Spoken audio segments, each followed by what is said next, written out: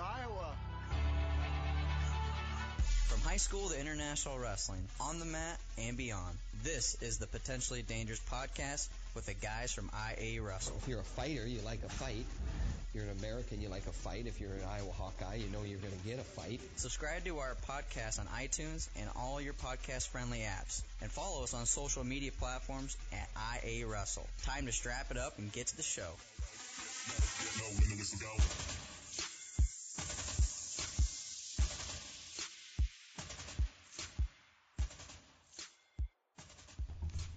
Welcome back to Potentially Dangerous, episode 119. Tony Hager, Ross Bartachek. We're back again. Busy dads, shots, bike rides, zoos. We're just living the dad life, getting that dad bod on, huh? Yeah, it's definitely a change from where IA Wrestle started, but we're still getting stuff done. Oh, you're getting stuff done. I feel like I haven't done anything for IA Wrestle. Basically, I get the podcast up. That's kind of what I've been doing the last few weeks. But you've been knocking out articles. The one that got the most attention or the most controversy is a positive one about Nick Oldham. Yeah, I was gonna say let's talk about this. I mean, did you read it? What did you think? Overall thoughts? I was trying to go for Nick Oldham, his comeback story. So, I mean, what did you think of it? I mean, what I took away from the article was that you got to wrestle in the summer. We got too many kids right now that are, they're working. I don't know if they have to or if their parents, want them to work just to get that work experience, which I understand too. But you gotta get in the wrestling room if you want to be a state champ. That's just the way it is now. I mean, you can play baseball, do track, but you still gotta get in the wrestling room. And what I've got from this was Nick Oldham was not doing any of that, and talked with Seabolt, and Seabolt got him in the room. Were his coaches at Valley doing that? I don't know. Maybe he just needed some extra motivation from somebody outside of the room. That's sometimes what it takes. Like my son, I'm trying to teach him something, and then somebody else comes along and teaches him the same thing. He won't listen to me, but he'll listen to them.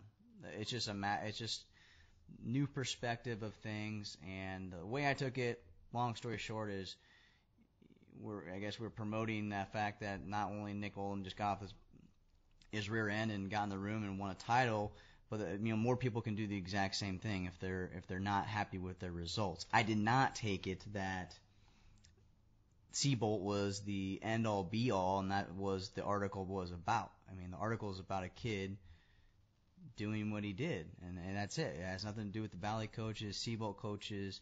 Yes, Seabolt was involved, but, I mean, one summer doesn't make a kid's whole career. It has Valley coaches now in the high school room. It has their youth coaches involved. It has the parents involved. We just can't credit everybody, and it's at the end of the day, Ross, it's up to the kid to give you who they credit. He credited TJ Seabolt, and there's nothing you can do. Yeah, I mean, it was just kind of an interesting thing. I remember going back. It was it must have been our third state tournament. I think I interviewed Nick when he made the finals. I remember that moment of excitement. I mean, I think he wrestled Biscaglia in the finals, but I mean, he was so excited. We did that interview. So I remember that moment, and then, watching him lose to Schriever there as a sophomore. He ended up taking 5th, and then he comes back this year and he won a state title. He obviously had that big preseason. So, I mean, I kind of wanted what my goal was to tell this story. Somehow, Nick had to turn it around and I had to imagine he was in a bad place after that 5th place finish. So I wanted to ask him, what was that turning point for him? And it was his mother saying, "Hey, you should go to the Man of Steel camp." And that's what he told us, got hhim off the couch. He stopped playing video games, and he did that Seabolt camp, and he couldn't make it out of practice. And that was right then, his words, he realized, I'm not happy with 5th place, and I know now I got to put in this work. And I just kind of wanted to tell that story on, he had that huge preseason beating Matt Ramos, almost placing at Super 32. Nick's a great great young man. Like you said, I'm not trying to pat myself on the back, but I wrote almost 1,700 words on this. And, at a certain point I didn't want to drone on, but I'm sure the Valley coaches played a huge role. But, obviously last summer, TJ Siebel, he helped him flip a switch, and I'm sure everyone's tinkering to help him keep going, but that's just kind of what got him to where he is right now. So, just kind of wanted to touch on that. Yeah, I don't know if people just don't like TJ Siebold or what. I guess, if you have a preconceived, when you look at a headline and you know what's going to be inside that article, and then you already have your mind up that, you're mad about something, and I get that, like I was talking about the Iowa USA Wrestling State Tournament, where I think it's kind of not, it's a qualifier. Iowa USA Wrestling State is a qualifier. It's not a state wrestling tournament. The best kids in the state don't go to it. We're trying to get the most kids at Fargo, period. So why are we calling it a state tournament? We're calling it a qualifier. So we have people upset about that. It's hard to please everyone, but for the most part, I'm happy with the story I told. And obviously, I just kind of hope Nick is. Hopefully, he's not catching too much flack there in school. But I think it's a good story about his turnaround. Yeah. Speaking of that, just kind of wanted to, while we're on that subject, I wrote that story about Lance Runyon a little bit earlier this summer too. He's looking to win some stuff this summer. I think he's going to UWW Cadets in Akron.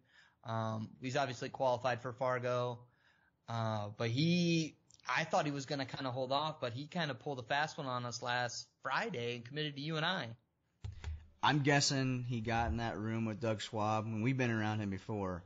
And once he starts, just talking about family life and being a part of, what they got going on at Cedar Falls with a ton of Iowa guys, it'd be hard to say no to him, right? Yeah, he told us when we did the story that he did a visit on campus and he kind of saw things, and I know he did that camp in Iowa. We talked about it on the podcast several weeks ago, all those big names. He was one of the names that was in town for that, so he was around Iowa.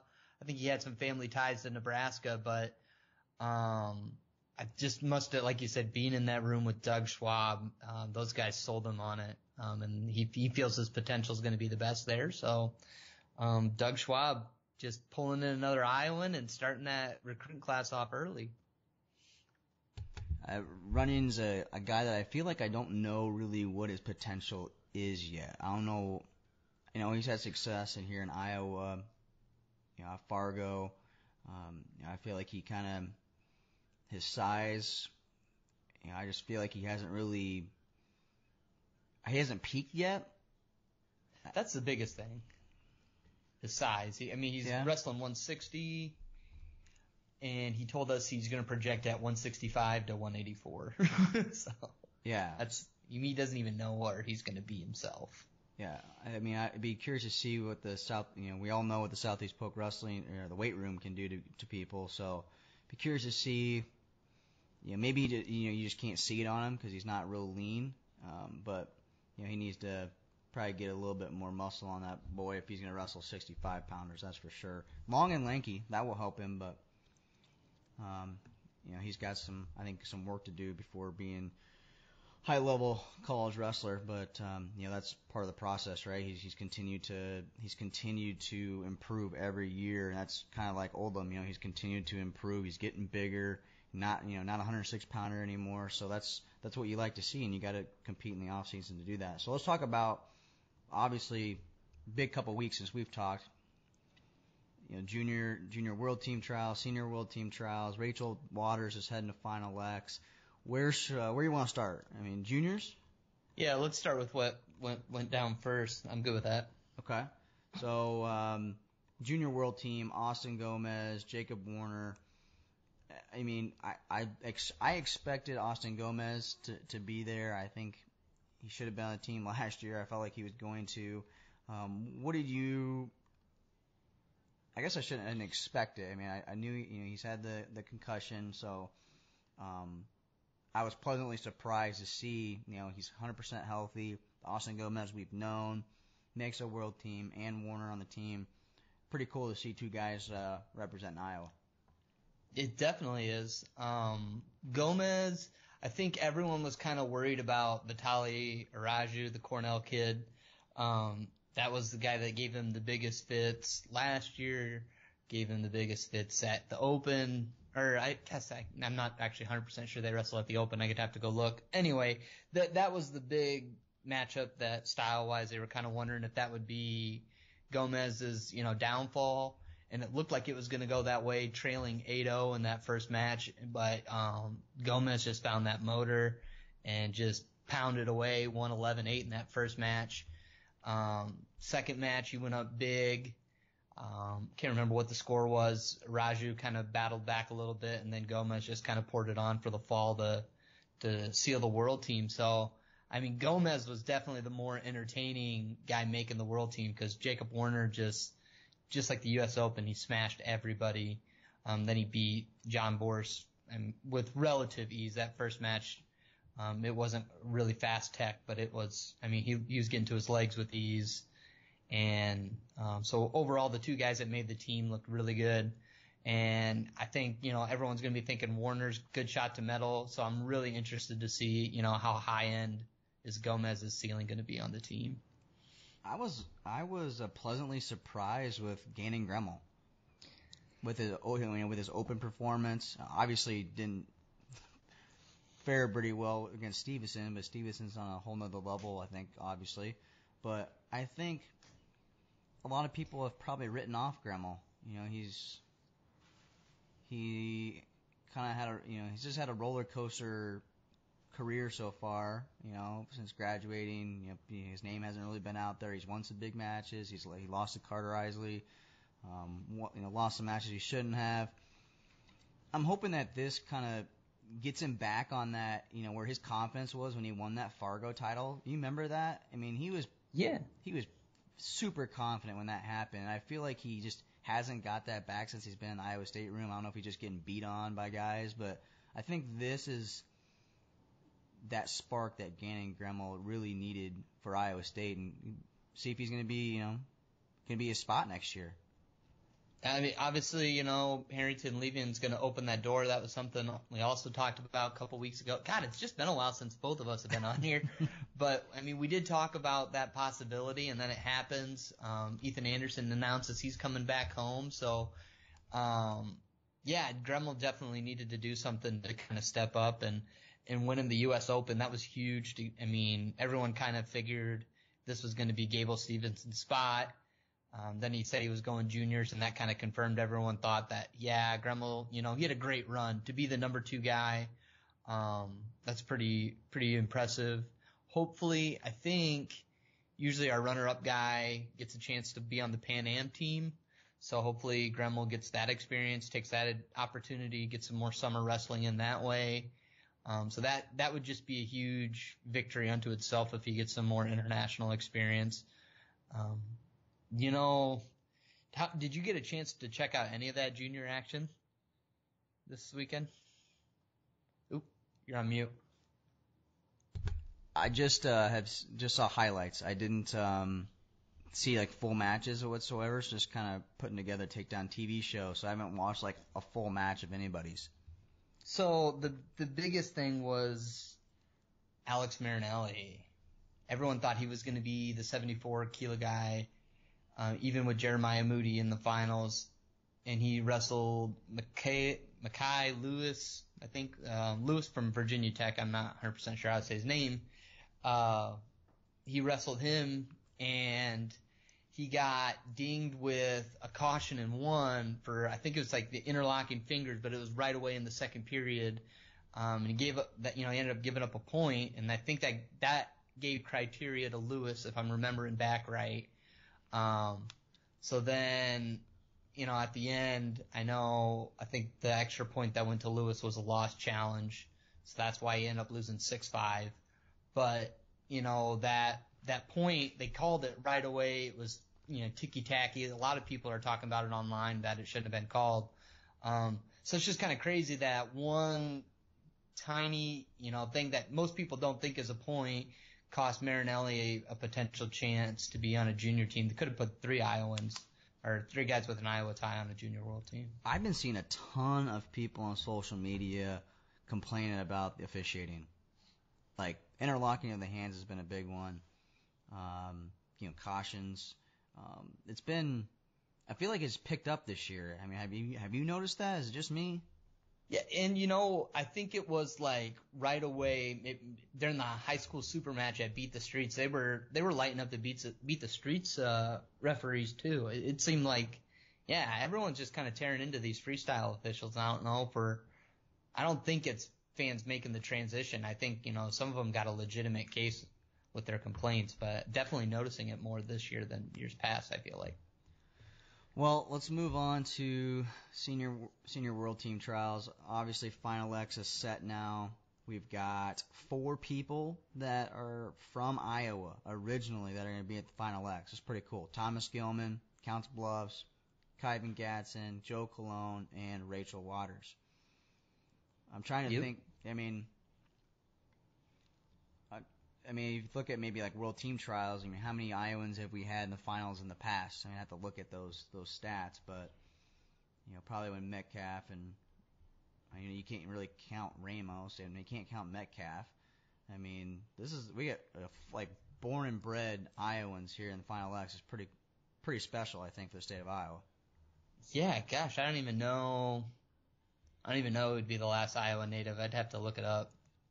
Is it the Brands brothers, maybe? Yeah, it'd be Gilman. That'd be it, Right. Before, yeah, sorry, I just kind of meant before, like, this current wave we got right now. I don't even know who it was. So it's been a long time since we've had some good Iowans. Yeah, Thomas Gilman, he's going to have his hands full with Dayton Fix. Holy cow, that guy definitely learned a lot from his last match with Tony Ramos. Are you worried at all? I'm kind of trying to think about it because I feel kind of like you're saying that he learned a lot from getting the feel of Ramos. I kind of wonder if that played a really big role in how Dayton went to attack Ramos the next time around. Ramos is a very savvy guy, and he tends to rely on his clutch gene. And I think Fix's game plan, he learned, he got that feel and figured out, if I strike right away, I'm going to have a better shot at winning. If I get that first match, he can build on that.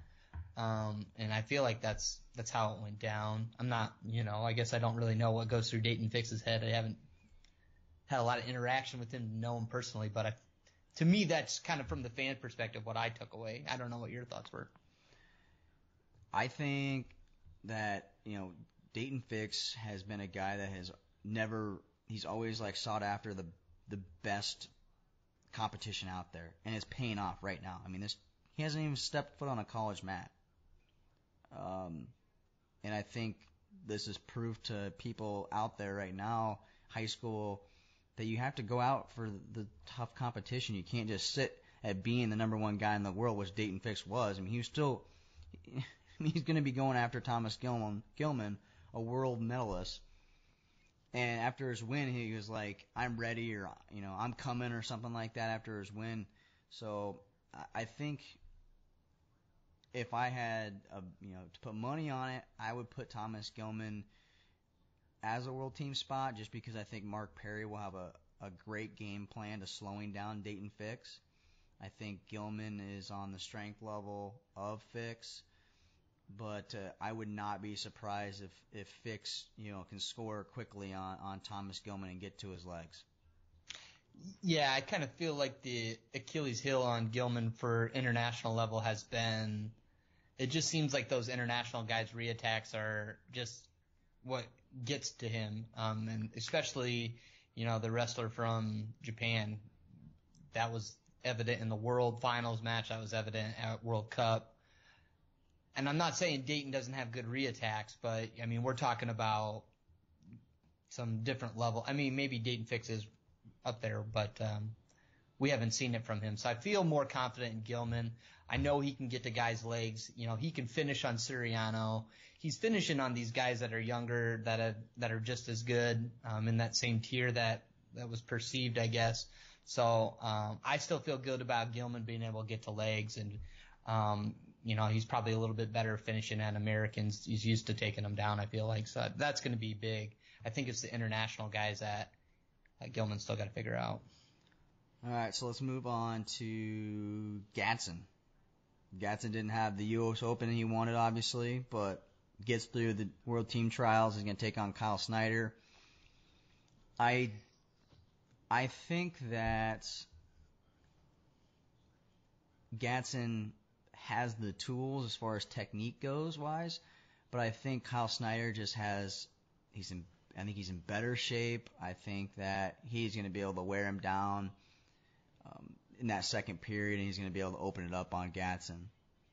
But Gadsden seems we talked to him on Takedown TV, and he's in high spirits. You know, it's been a long time since they wrestled. You know, it's been over a year, I think, since they wrestled each other. What are your thoughts on Gadsden, the way he wrestled here the last month? You know, I think it was very important. We kind of talked about this after the U.S. Open. For that Cyclone Regional Training Center, they needed good things to be happening. So, right off the bat, you know, from a team perspective, that was big for Cyclone Regional Training Center. They got a junior world team member, world team trials champion. I thought it was just good to have Gadsden bounce back personally. But you kind of talk about the shape of Kyle Snyder. I mean, he was trailing in that Beat the Streets match, and he's just got that gas tank. And when you watch him do that to, you know, like the Cuban guy, you're really amazed by what you think. You know what Kyle Snyder, you think you know who he is, you think you know how good he is, and then you see him get down, and maybe the question starts to creep up in the back of your mind, and he does something like that, and he just completely blows you away time and time again. So I don't think anyone's expecting Gadsden to pull off the upset, but hopefully he can make it more competitive. Like you said, it's been a year. It's good to hear he's in good spirits, but I don't know. Tough hill to climb. That one's probably, you know, the least favored of the Iowa, you know, crowd in the men's freestyle, because I like Joe Colon, Nishan Garrett. I mean, these guys put up big points. I'm probably the most excited for this match just for Joe Colon, because he's been there, right? He's just been within grasping of making a world team, and Nishan's on a whole nother level this year than he has before. His speed is there. You know, these are two guys that were at 57 kilos. Now they're up to 61 now, and they're both stronger. I think Colon is going to be the stronger out of the two, but he's going to have to somehow slow down Garrett's attacks. It's just these two, both of them just give up points like crazy. So I feel like, I mean, anything can happen, and no match result in match one is going to make me feel indicative that that's the truth. You know, one guy's better than the other, because I feel like it can completely flip in the next match. So when anything can happen, you know, it's kind of hard to pick a winner. Obviously, we feel good about Joe. He looked great at the U.S. Open. You talked about it. I mean, he's been in the finals, maybe not Final X finals, but he's been within 2 matches, 2 wins of being on a world team. And I'd really like to see him get it done. You get Thomas Gilman to win at 57, and that might be the last time we might have had 2 Iowa natives on the world roster. Might have been the Brands brothers. I can go look it up. I'm not a big stats guy. So I wouldn't, or a history buff. I'll be the last guy. I don't keep that stuff around. But so those 3 guys. I mean, Cologne's one I'm most excited about. I'm super pumped for Rachel Waters. Right? I mean, she has dealt with injuries for the last seems like 2-3 years, and she's got a really good shot to make this world team against Erin Claudio. I think Claudio, maybe it's Claudio, because last time they wrestled it was 6-5. Okay. Yeah. Well, and she's 3-time junior world. Is that right? Rachel? Yeah. Yeah. She's got 3 junior worlds, U23 team. So, I mean, she's making that logical progression that it seems like it's time. You say she's healthy. That's obviously a huge boon for her. She looked great this weekend. Yeah, I can't wait to see what she can do. I hope when's her final X, do you know? So she will be... Is she the one in Bethlehem or whatever? She'll be at State College June 16th. Okay. So Adeline Gray, Carolyn Miracle, so there'd be 3 matches there for women's. Then Allie Reagan, obviously, representing the Hawkeye Wrestling Club. She'll be at Nebraska, too. I can't go that weekend, unfortunately, to Final X, which is kind of a bummer. But it's tough, man. Tough when they spread it out. And I don't know, summer's a busy time, but definitely probably have somebody watching, tweeting. Oh, yeah. Right? So. Yeah, we'll be covering it. Let's see here. One other thing I wanted to touch on is, if you've got time. Oh, yeah. Recruiting rankings. So the Open Mat came out with rankings here a couple weeks ago, and ISU in the top 10. I mean, that's a statement for Dresser, right? It's big. And they did it mainly by pulling guys from the state of Iowa. I think, I'm trying to remember, obviously the 2 big names are David Carr, who's from Ohio, but Joel Shapiro is a big, feature piece of the class. Ethan Anderson is an Iowa native transferring in. He counted in. And then Dugan. you got, Dugan, Stotts, Tessau, Hunter. Hunter DeYoung, he had a great weekend up at World Team Trials as well at 97 kilos. Isaac Judge, 2-time state champ. There's a lot of guys coming in. Dresser did a good job of finding that talent. Obviously he's already starting to go to work on the 2019 guys, doing a great job in state. But I think it's nice to show that with the majority of his class built on Iowa natives to be a top 10 class. I mean, really it's just David Carr and there's a guy from Minnesota in the class too, but I mean it's mainly built on Iowans. Yeah. And these guys are, every time on social media, Dresser somewhere making appearances, Metcalf, Zadok. I mean, these guys are hitting the pavement and trying to shake hands and kiss babies. Like, that should just be Dresser's. He should have it as a T-shirt that says shaking hands and kissing babies. Well, I know he's out on that Cyclone, the tour with all the coaches right now. I saw Metcalf's out back at his hometown, Davison High School. I think he's running a clinic maybe right now, but I mean, those guys, they stay busy. Zadok is, I think he's a big reason why they land a lot of guys. I think a lot of people gravitate toward him. So Dresser, he's got the right thing. I'm glad you and I in Iowa were both in the top 15 as well for those rankings, right? So it's good to see all programs trending the right way. I threw out this tweet here today on iWrestle about if you had a dream matchup this summer, takedowns only, excluding the senior class, graduating seniors, what would be a matchup that you'd like to see? You think of anything? I mean, when you saw that tweet, did you think of anybody off the top of your head you'd like to see? Just takedowns. Just takedowns. I'd have to, I'd be interested to see, some of those upper weights. God, it's kind of tough because Julian Broderson's huge, but Anthony Zach being a 170 pounder, if he could go up to 82 and do some takedowns with Broderson. Lance Runyon going up to 160. That's Heinrich's weight. He's a top 10. They're both top 10 guys. That would be a fun matchup.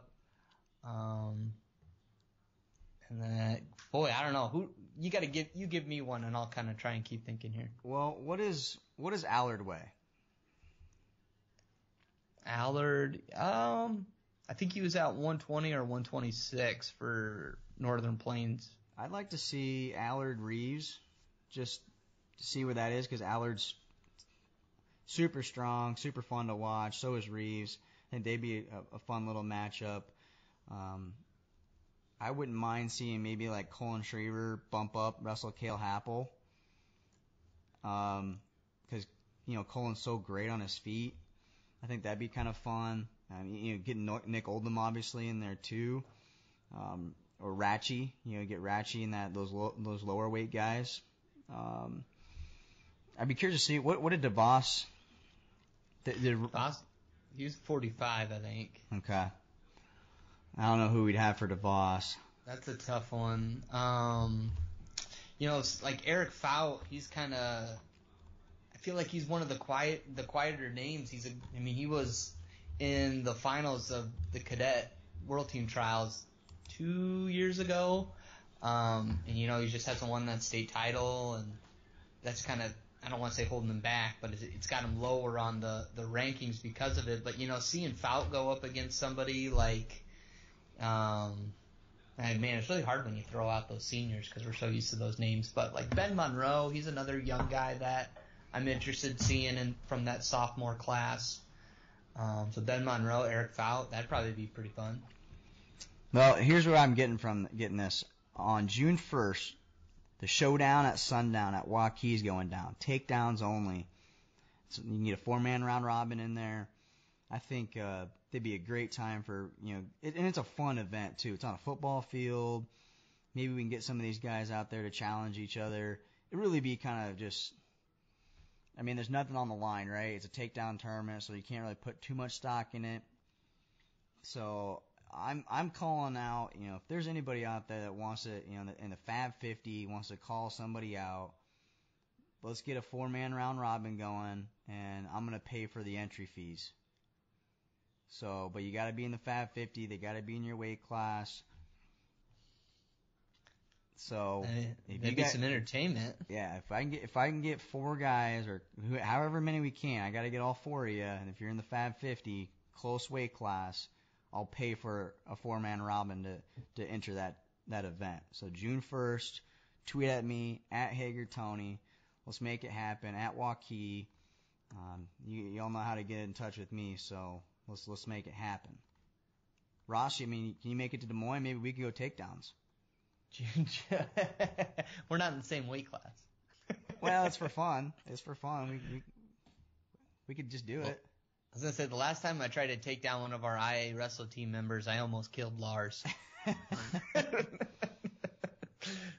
War at West Gym. Guys got a little aggressive in the, where were we at? What's the place next to the pizza place? Was it the library? The library, whatever has the Nintendo and the darts. Oof. I think it was, and we win takedowns for $1. I just about took Lars's head into the bar there, for a little inside the group, story for you guys. And, I don't know, man. I thought for sure he was TKO'd, concussed, but he popped up. That was the end of our tournament, but, I don't know.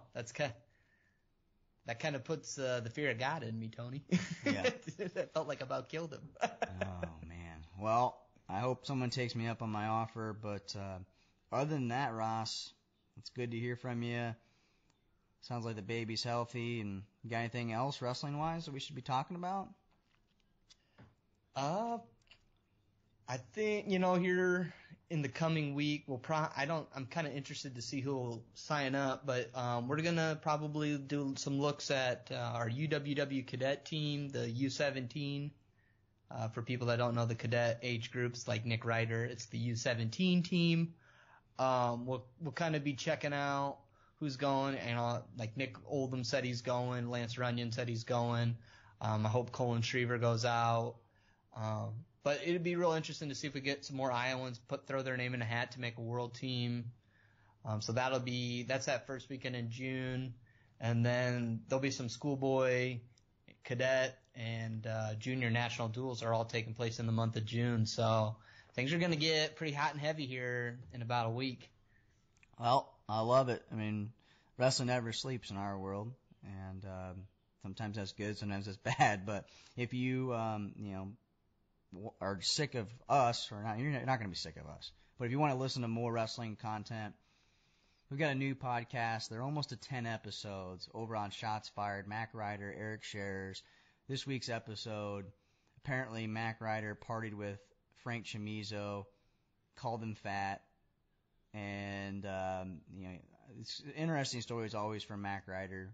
Obviously, 4-time state champion from Iowa, so he's by far the most accomplished IA Wrestle guy that we have.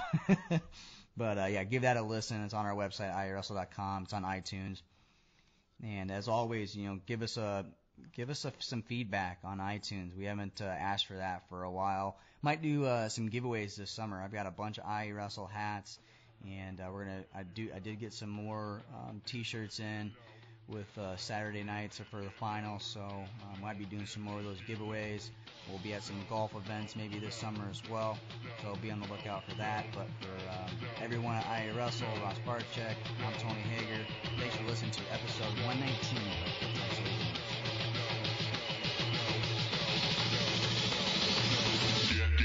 Get low when the whistle go.